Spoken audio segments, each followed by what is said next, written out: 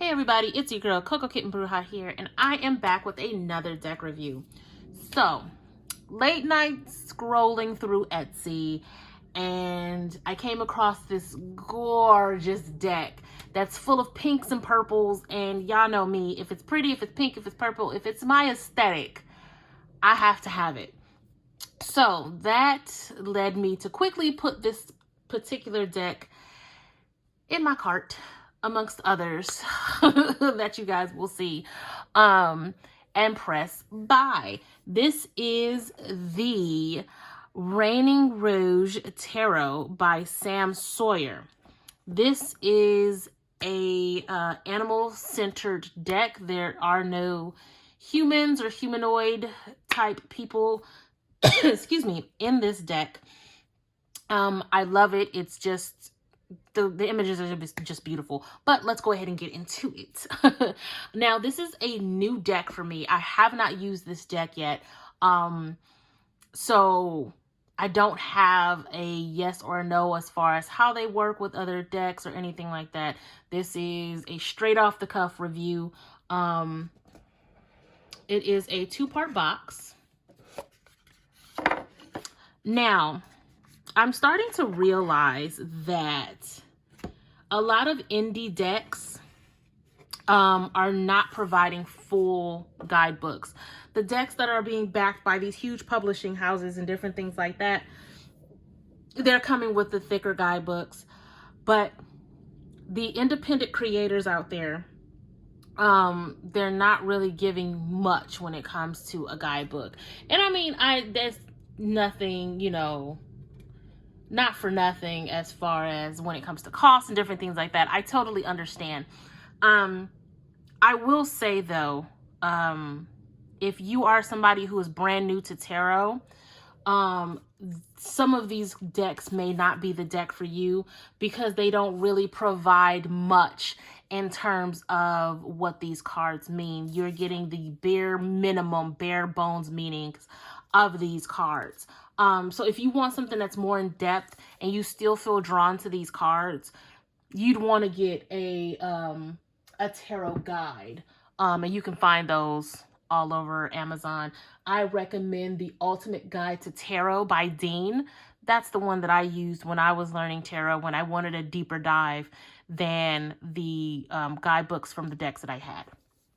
So with the guidebook, we have this neat little booklet here, and it just goes straight into the meanings. Now, in this particular deck, it looks like you get a very quick meaning, but you get a poem with each particular card.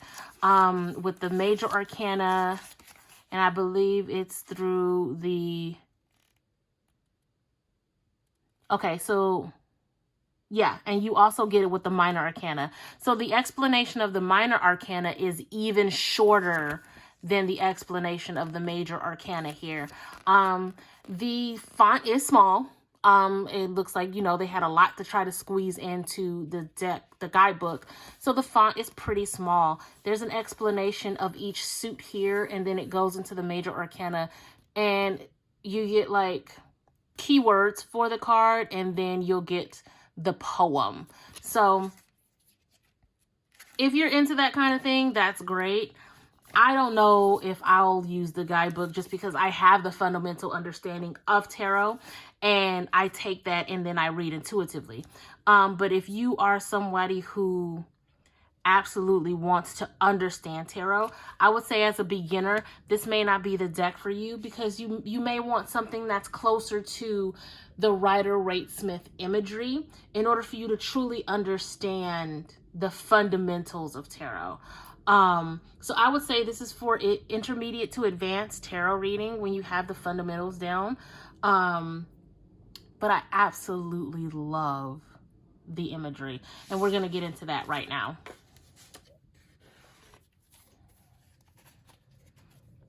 So this is the Fool. So again, they are animal-human hybrid for some, and then others is just the animal in its natural state. And we have the Magician, The High Priestess. I feel like this is a very powerful High Priestess card. I love this. The Empress is Gorgeous. The Emperor. I adore. Oh, sorry, guys. I just realized the glare. These are high gloss cards with silver gilding. So something to keep in mind for those of you who take images of the card. So I'll start over. So here's the Fool, the Magician, and the High Priestess, the Empress, the Magician, the Hierophant, the Lovers, the way they're tied in there, the Bond, the Chariot, the Strength card. I love this Strength card because it's more than just the lion, right? You have all of these very fierce and fierce predators, but at the same time, there's strength in what may be considered weak or meek, right? There's still strength in that rabbit despite all of these predators, right? I love that. And then you have the Hermit, the Wheel of Fortune, Justice, the Hanged Man, Death, Temperance, the Devil, the Tower, the Star. I love that Star card. The Moon, the Sun, Judgment, and the World. This is the only card that's human-like because, of course, when we think about the world, this is very closely based on the Rider-Waite imagery here. But that is the only thing that's humanoid as far as the deck is concerned. So then we have our Wands card, which are foxes.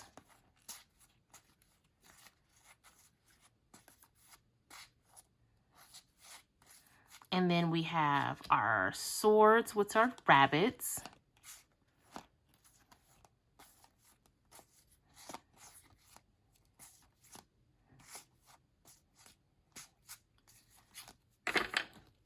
Our Cup cards, which are mice.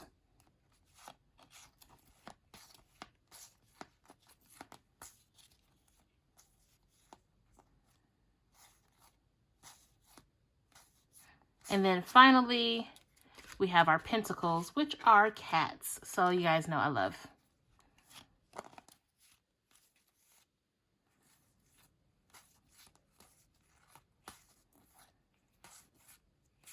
So let me know how you guys feel about this particular deck. I love the color scheme. I love the imagery. I love the animals that were used for this particular deck. Oh, let me go ahead and shuffle. Let's see what comes out. They shuffle pretty well. The card stock is not too thick, not too thin. It's pretty standard. They are typical tarot card size. So you're looking at 2.75 inches by 4.75 inches. As with all cards that have gilding, the more you use them, the more the gilding is going to fade. I don't think there's any tarot decks with gilding where the gilding actually stays with, you know, regular use.